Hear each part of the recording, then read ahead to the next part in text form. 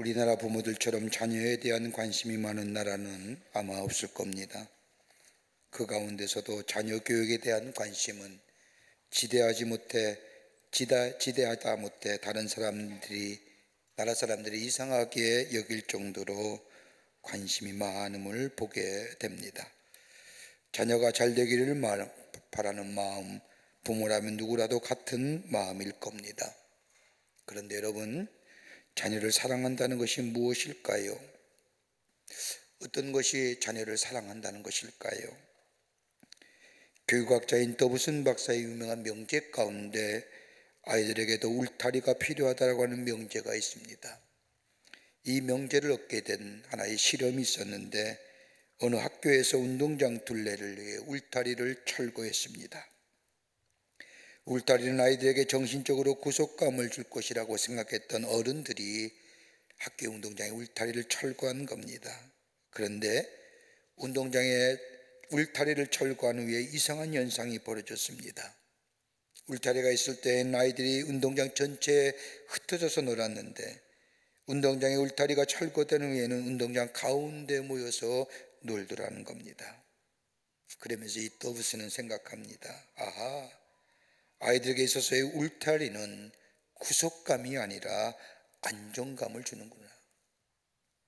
아이들을 구속하지 않고 자유롭게 하여 그들의 요구에 응하는 것이 좋은 교육이 아니라 사랑이 아니라는 겁니다. 자녀에게는 울타리가 있어야 한다고 이야기합니다. 그러면서 그는 얘기하기를 그 첫 번째 울타리가 어디냐? 가정이라는 겁니다. 윌리엄 로그본 교수에 의하면 최근에 사회적 동향이란 책에 보면 가정의 기능엔 이런 것이 있다고 얘기합니다. 그 하나가 뭐냐? 가정에는 경제적 기능이 있어야 된답니다. 먹고 살고 지낼 수 있는 경제적 기능. 두 번째 기능이 있다고 한다면 교육적 기능입니다. 가르치고 배우고 부모와 형제 사이에서 사회생활을 배우며 말과 행동의 근간을 배웁니다. 가정에서의 교육적 기능이 있어야만이 건강한 가정이라는 겁니다. 또 하나의 기능이 있다고 한다면 종교적 기능입니다. 종교적 기능은 새로운 거룩한 가치관과 건전한 세계관을 심어줍니다. 담임의 아니라 믿음과 경건의 생활을 통하여 배울 수 있는 기능, 그 종교적 기능이 가정에 있어야 한다는 겁니다. 또 하나의 기능이 있다면 오락적 기능입니다. 행복과 즐거움이 있어야 된다는 겁니다. 이 기능이 가정에 있게 될 때에 그 가정 안에서 자란 자녀는 건강한 자녀, 정서적으로 성숙한 자녀로 자라날 수 있다는 겁니다. 우리 인간의 삶, 가정에서 태어납니다. 가정에서 자라나고 성숙되어져 가며 인간다워집니다. 육체적으로는 우리의 부모로부터 태어남을 받았고 정신적으로는 우리 부모로부터 배웠을 뿐만 아니라 영적으로는 하나님의 말씀과 하나님의 사랑 속에 자라나야 합니다. 여러분, 고린도전서 4장 15절 말씀을 보면 그리스도 안에서 일만 스승이 있으되 아버지는 많지 아니하니 그리스도 예수 안에서 내가 복음으로써 너희를 낳았음이라 이야기합니다. 복음으로 낳았다는 겁니다. 여기서 낳았다는 말은 헬라어로 에겐네서라고 얘기하는데 이 단어는 겟나우라고 하는 단어의 파생어입니다. 출생입니다. 우리가 출생했다고 한다는 것은 어머니가 낳은 것도 출생이요 아버지가 낳은 것도 낳았다, 출생의 의미를 갖고 있습니다. 그런데 영어의 단어를 보면 낳았다는 의미가 다릅니다. 어머니가 낳은 것을 베어, 아버지가 낳은 것은 베제트. 어머니가 낳은 것은 육체적인 몸, 육체의 것을 낳았다고 한다면 아버지가 낳았다고 하는 의미는 베제스라고 하는 것은 다름이 아니라 생명의 기원이 담겨져 있습니다.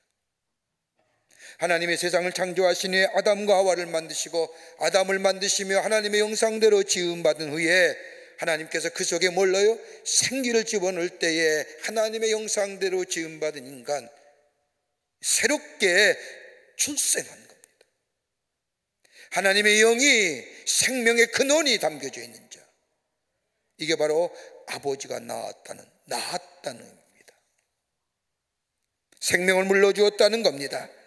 생명으로 낳은 자녀라는 겁니다. 그러기에 이 자녀 소중히 여기라는 겁니다. 오늘 본문의 말씀을 보십시오.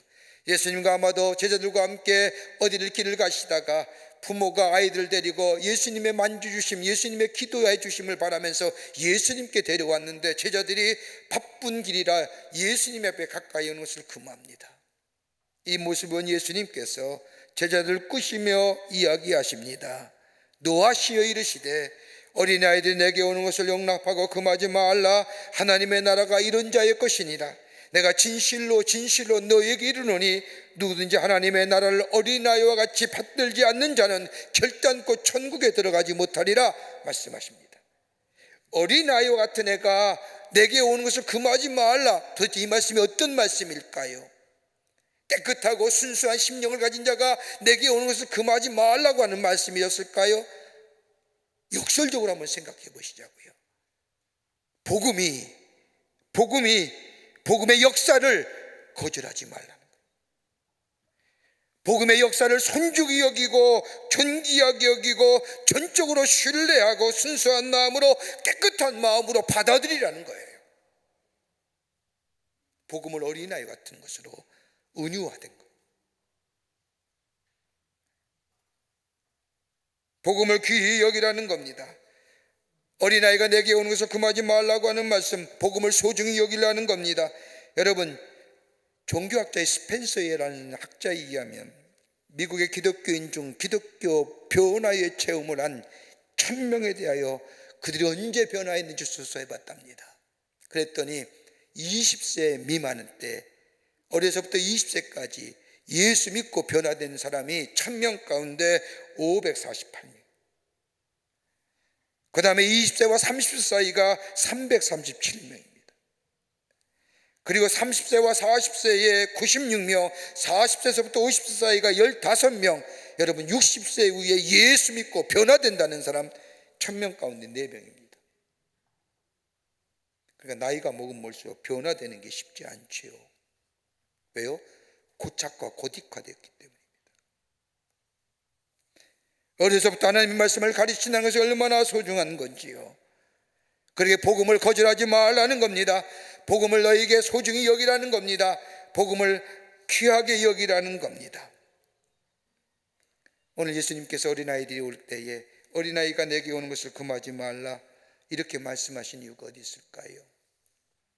오늘 본문의 말씀을 통해서 오늘 어린이 주일인데 우리의 자녀들 아니면 우리의 후손들 하나님의 귀한 자녀로 세상 가운데 빛된 존재로 정말로 사람과 하나님 앞에서 은총과 기중이 여길 뿐만 아니라 훌륭하고 성숙한 인격의 소유자로 사회의 일원으로 살아가는, 돈 많이 벌고 많이 배우는 게 아니라 어떻게 가능할까요? 오늘 본문의 말씀을 통해서 함께 말씀을 나누며 이 시간 은혜 받기를 원합니다. 첫째는 예수의 이름으로 영접하라는 겁니다. 예수의 이름으로 영접한다는 것, 뭘 얘기할까요? 바른 가치관과 세계관을 가지게 하라는 겁니다. 여러분, 바른 세계관과 가치관을 가장 먼저 형성되는 것이 어딜까요? 우리의 가정입니다. 여러분, 사람의 행복의 기준이 많이 가졌고 적게 가졌고 아니라 어떤 생각과 어떻게 바라보느냐에 따라서, 관점에 따라서 우리의 행복관이 달라지는 겁니다. 세상의 사람들은 많이 가지고 많이 배우면 행복할 것 같고 성공할 것 같지만 절대 그렇지 않습니다. 제가 어느 장례식장에 조문 간 적이 있습니다. 조문 갔는데 조문을 하고 나서 이제 같이 둘러 앉아서 잠깐 차를 한잔 마시면서 이야기하는 가운데 왜 허름한 분이 그 장례 식장에 들어오는 겁니다. 조문을 하셨는지 안 하셨는지 모르지만 털썩 자리에 앉았더니 거기서 일하고 도와주는 도우미 아줌마한테 여기요, 소주 2병이요, 돼지고기 산 살아요. 그러고 나서 술을 벌컥 드시는 거예요. 점심때 가까이 왔는데. 그래서 가만히 유심히 보고 싶어서 본 게 아니라 제 앞에 앉아서 이렇게 봤으니까 보였습니다. 근데 고기를 드시는데 그 돼지고기 씹는데 고기를 잘 못 씹어요. 이가 없으신지. 열심히 씹는데 이게 제대로 안 씹히는 것 같아요. 손으로 이렇게 찢기도 하고. 그래서 아주 참 이상하다. 그랬더니 옆에 상주 되시는 분이 한 번 오더니, 목사님, 저분 서울대학교 경제학 박사입니다. 깜짝 놀란 거예요. 여러분, 배운 만큼 배운 거죠. 여러분, 배움이 많이 배웠다고, 많이 가졌다고 성공하는 게 아니잖아요. 여러분, 먹고 가르치는 것은 논리는 있지만 지식에 불과하지 않습니까?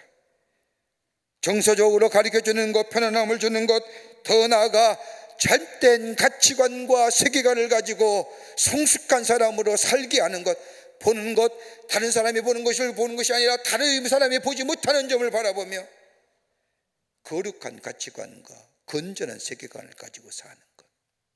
여러분, 이거 어디 있어야 됩니까? 변하지 않는 진리가 있어야 됩니다.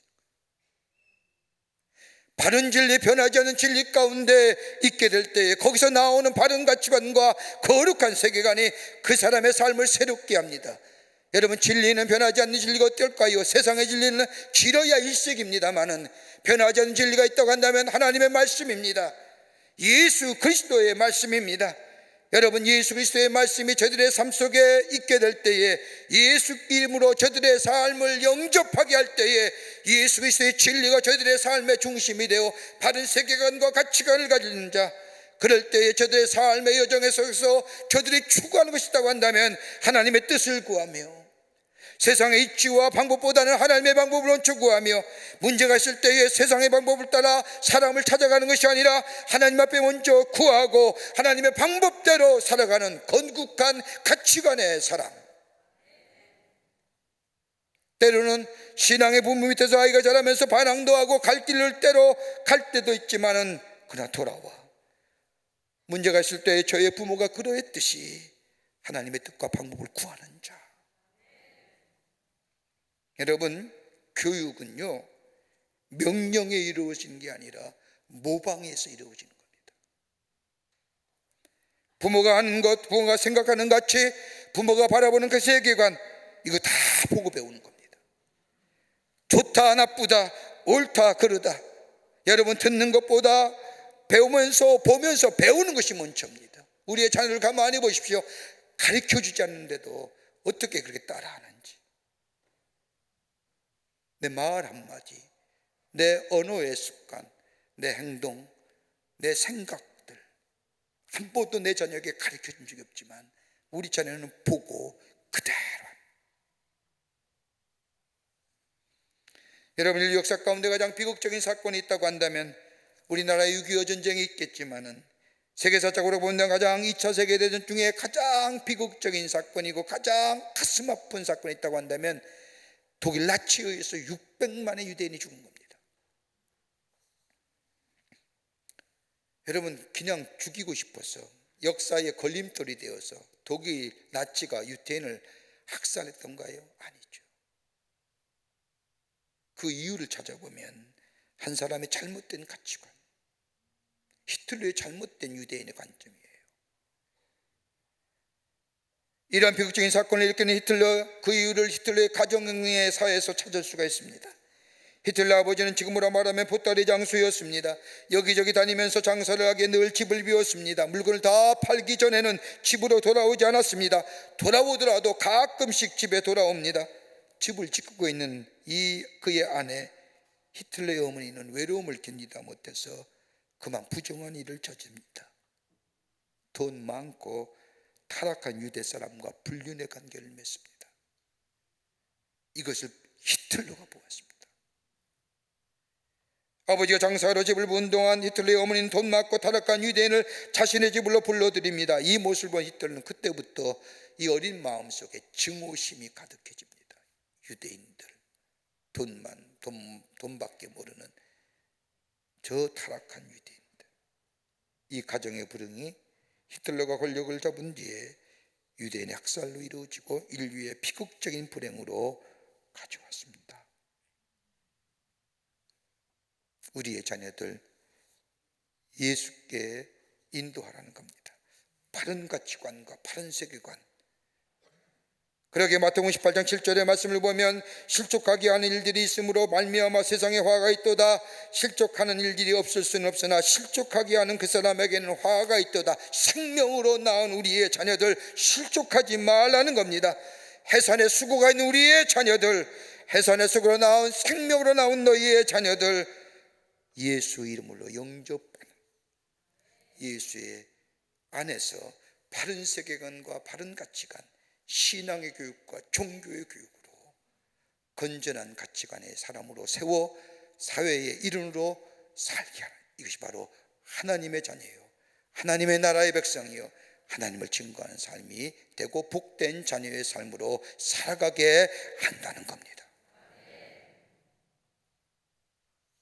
두 번째는 예수께 인도하는 겁니다. 인도하라는 겁니다. 오늘 마가복음 10장 14절 말씀을 보면 예수께서 이르시되 어린아이들을 용납하고 내게 오는 것을 금하지 말라. 예수께 인도하라는 겁니다. 내게 오는 것을 금하지 말라는 것은, 예수께 오는 것을 금하지 말라, 능동적으로 막고 말하면 우리의 자녀들을 예수께 인도하라는 겁니다. 여러분, 예수님께 어린아이 인도한 사람이 누굴까요? 부모입니다. 부모가 예수를 믿고 예수를 사랑하고 예수와 함께 동행하며 예수가 나의 삶의 주인 되심을 고백하며 주님이 나와 함께 이 자리에 함께 계시는 임마누엘 주님과 매일매일 고백하며 경험하며 증거하는 삶, 그럴 때 우리 자녀가 부모께 예수께 인도하는 거예요. 저는 목회하면서 가장 안타까운 일이 하나 있다고 한다면, 부모님들은 참 귀한 신앙인데 교회 직분 맡아서 열심으로 봉사하고 신실하게 믿음의 생활하는데 다는 아니지만 많은 자녀들이 교회를 떠난다는 거예요. 왜 그럴까요? 교회는 열심히 나오는데, 교회는 이 믿음의 생활을 열심히 하는데 정작 우리의 자녀는 그 부모의 모습을 보고 왜 예수 믿지 아니하고 교회 나오지 아니하고 신앙을 저버리고 세상을 향해 나갈까요? 내 삶 속에 예수가 죄송스러운 말씀이지만 없기 때문에.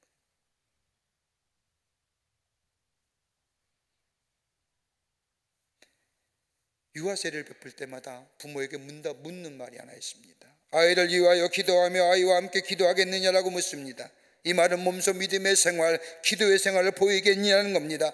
함께 기도하며 찬송하며 선한 일, 어렵고 힘들고 곤고함과 시련과 역경이 내 삶 속에 있을지라도 하나님 앞에 기도하며 하나님의 말씀을 구하며 하나님 앞에 서겠냐는 겁니다. 세상의 방법대로 세상의 것들로 따라가는 것이 아니라 구별된 자로 하나님의 사람으로 하나님 앞에 엎드려 기도하며 주의 음성을 듣기를 원하겠냐는 겁니다.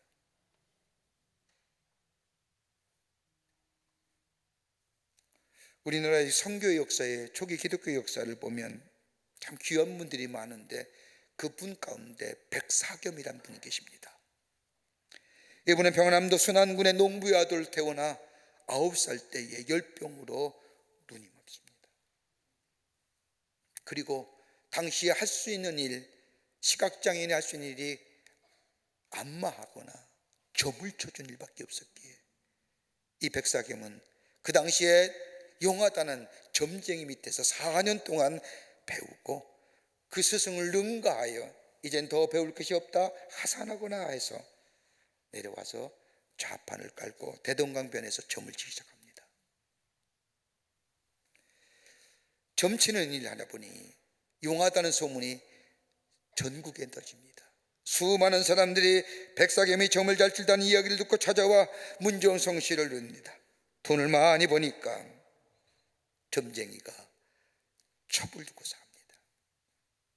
그러던 어느 날 한 전도하는 예수 믿는 사람이 이 점쟁이 백사겸의 집을 방문하여 전도지 한 장을 백사겸의 바지 주머니에 콕 찍어주면서 얘기하기를, 예수 믿으시오.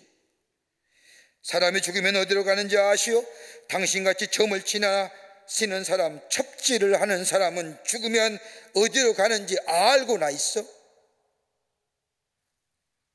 그러면서 그 다음 말, 내가 알아본 결과 점쟁이의 후손들이 내가 잘 되는 걸 보지 못했어. 이 말을 들으니까 이 백사겸 씨가 화를 나고 화가 나는 거예요. 당장 내쫓았습니다. 그리고 밑에 일하는 사람에게 야, 소금 뿌려라. 그런데 집에 와서 가만히 생각해 보니까 다른 말은 잘 기억나지 않는데 그 전도인이 전해준 한마디, 내가 살면서 점쟁이의 후손들이 잘 되는 걸 못 봤어 라고 하는 얘기가 귓가에 맴드는 겁니다. 그래서 자기 부인에게 전도인이 자기 바지춤에 콕 집어넣어 죽은 전도지를 좀 꺼내서 읽어달라고 부탁합니다. 그 전도지 부인이 이 내용을 읽어주자 백사겸은 그 자리에서 예수 믿기로 결단하고 회개하며 예수 믿는 사람이 됩니다. 그런데 그 자신이 점쳐서 벌어놓았던 다 돈을 모아서 뭘 세우느냐? 교회를 세워요. 그리고 그가 앞이 안 보이게 시각지 않게 여러분 무려 사복음서의 말씀을 이 백사겸이가 다 외웁니다. 그리고 마태복음 몇 장 몇 절 하면 툭 터져 나옵니다. 그거 가지고 복음을 전합니다. 그래서 이 백사겸 씨를 한국의 삭개오라고 얘기합니다. 그런데 또 놀랄 만한 일은 그의 자손이 누굽니까? 자신에게 성경을 읽어주고 자신을 놓고 암송케 했던 자신의 아들의 눈을 통하여 하나님의 말씀을 접했던 그 아들의 이름이 뭔지 아십니까? 연세대학교의 총장이었던 백낙준 박사입니다. 물론 그분에 대한 역사적 평가가 여러 가지 다르겠지만 백사겸 씨가 예수 믿고 아들의 눈을 통하여 하나님의 말씀을 접하고 이 아들 또한 예수 믿고 1926년에 도미하여 예일대학 나왔습니다. 그 당시에 쉽지 않은 공부입니다. 연세대학교 총장이 되어 기독교 명문학교로 세우고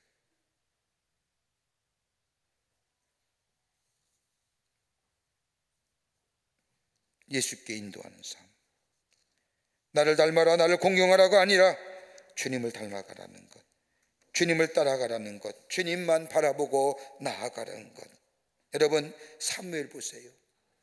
어머니 안내가 눈물로 난 아들, 기도로 난 아들이 사무엘입니다. 아들이 없다니 때문에 얼마나 가슴 아리했습니까? 그런데 그 낳은 아들 얼마나 귀한 아들입니까? 그런데 사무엘을 하나님의 거룩한 성전에 맡기어 자라게 합니다. 어려서부터 뭘 배워요? 말씀을 듣습니다. 하나님 앞에 제사하는 법을 배웁니다. 나아가 제사장 밑에서 하나님의 예배하는 일도 없습니다. 하나님께로 인도하는 거예요. 그때 그 누가 돼요? 이스라엘 마지막 사사 되잖아요. 그가 다윗에게 기름 부었잖아요.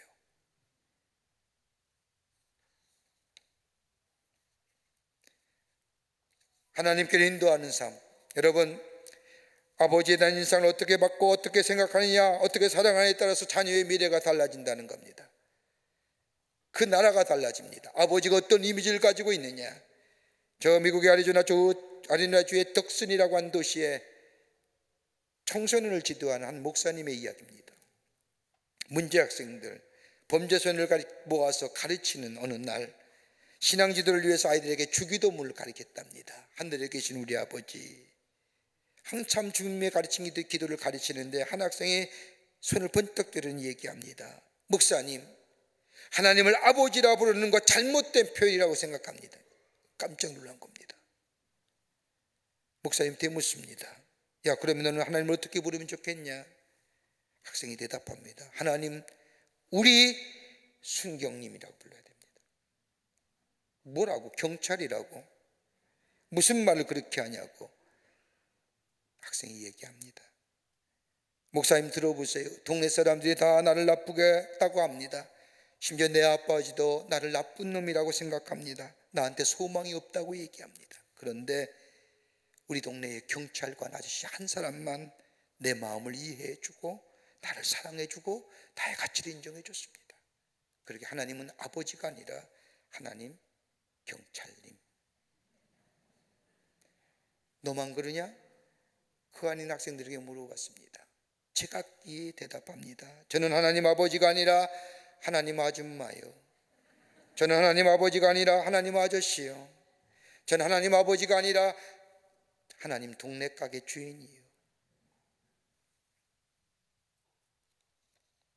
어떤 부모의 모습을 가지고 있느냐? 나를 닮아라가 아니라, 나를 본받아가 아니라, 내가 부모된 우리가 먼저 하나님 앞에 바르게 서야 될 때, 우리의 자녀는 뭐예요? 그걸 배우는 거예요.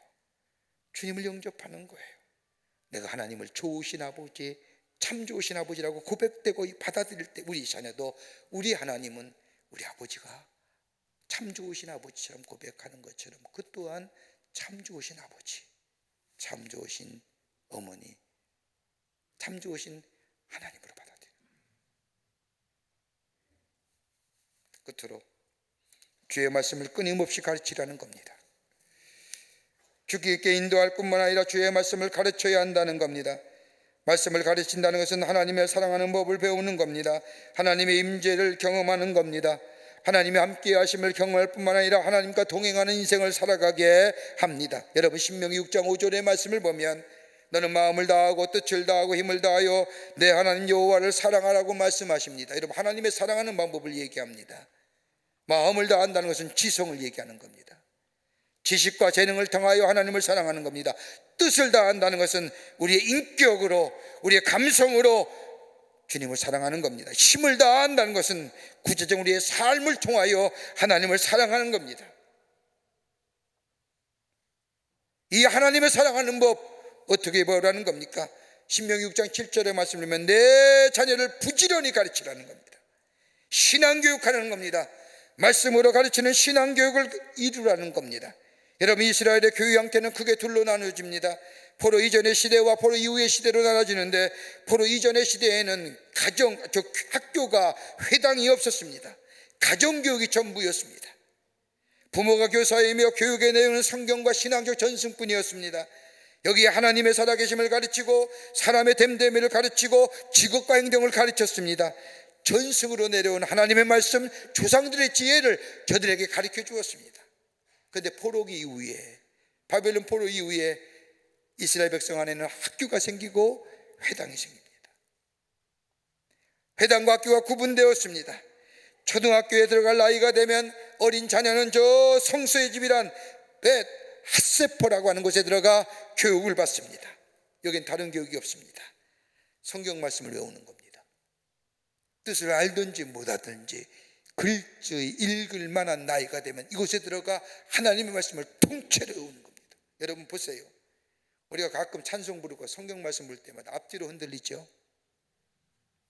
이 유대인들이 하는 겁니다. 뭘 알겠어요?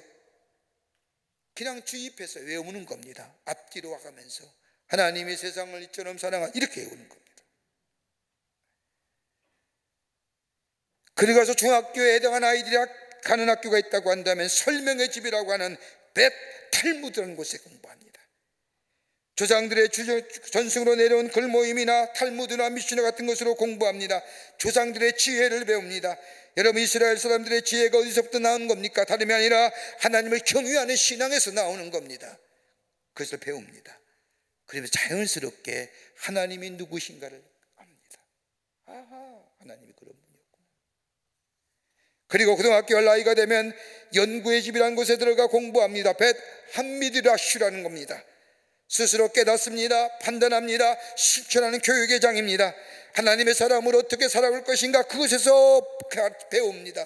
그리고 나서 대학에 들어와 자신의 전공의 길을 갑니다. 그 길 가면서 내가 이 전공 속에서 하나님의 뜻을 어떻게 내 삶 속에 이루어질 것인가. 여러분, 그거 교육이에요. 얼마큼 잘 살까, 얼마큼 배불릴까, 얼마나 이거 아닙니다. 하나님의 말씀을 외우고 조상들의 지혜 속에서 하나님이 어떤 분인가를 자연스럽게 만나며 하나님의 사람을 어떻게 살아갈 것인가에 대하여 판단하고 결정하고 실천합니다. 여러분, 하나님의 말씀이 뭘까요? 디모데후서 3장 15절 17절의 말씀처럼 우리가 잘 아는 것처럼 하나님의 말씀은 너로 능히 하여금 그리스도 예수 안에 있는 믿음으로 말미암아 구원에 이르는 지혜가 있게 하느니라. 모든 성경은 하나님의 감동으로 된 것이로 교훈과 책망과 바르게 함과 의로 교육하기에 유익하니 이는 하나님의 사람으로 온전하게 하며 모든 선한 일을 행할 능력을 갖추게 하려 함이니라. 하나님의 말씀 뭐예요? 구원받게 하는 거예요. 그리고 하나님의 말씀 교훈과 책망과 바르게 함과 의로 교육하기에 유익하는 것, 우리를 매일 새롭게 하세요. 회개케 하시고 돌이키게 하시고 나를 바라보게 하시고 하나님의 사람으로 공의와 정의로운 삶을 살게 하실 뿐만 아니라 공의와 정의가 사라진 이 세상 속에 공의의 사람, 정의의 사람으로 되게 하시는 거예요. 그리고 뭐예요? 선한 일을 행할 능력을 주세요. 온전케 하시니 선한 일, 본문의 말씀을 보면 수동태입니다. 내가 하는 것이 아니라 내 안에 하나님이 나로 하여금 선한 일을 하게 하십니다. 이걸 어떻게 해요? 부지런히라고 얘기합니다. 원어 성경은 repeat, 반복해서.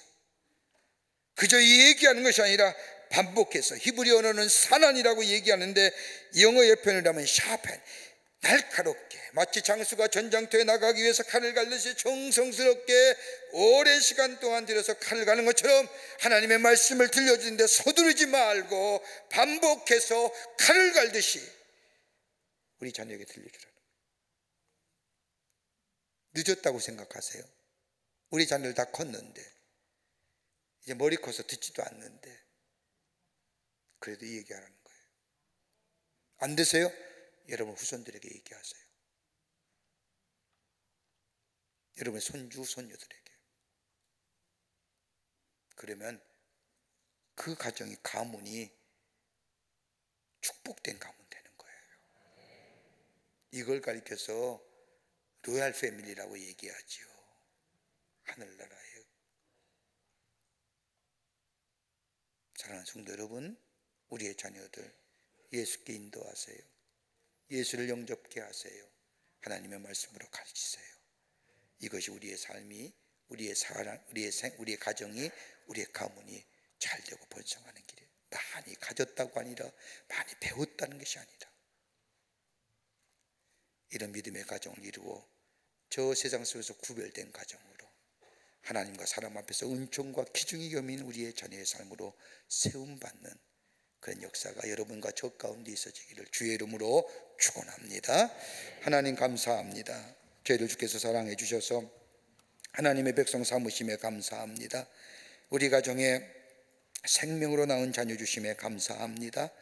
그 자녀 하나님의 나라에 귀하게 쓰임받고 세상과 저 많은 자들에게 은총과 기중이 여김받는 복된 자녀 되기를 원합니다. 주님 도우시옵소서, 인도하시옵소서, 동행하여 주시옵소서. 하나님의 말씀으로 매일매일 가르쳐 인도하여 주시옵소서. 감사드리오며 예수님의 이름으로 기도하옵나이다. 아멘.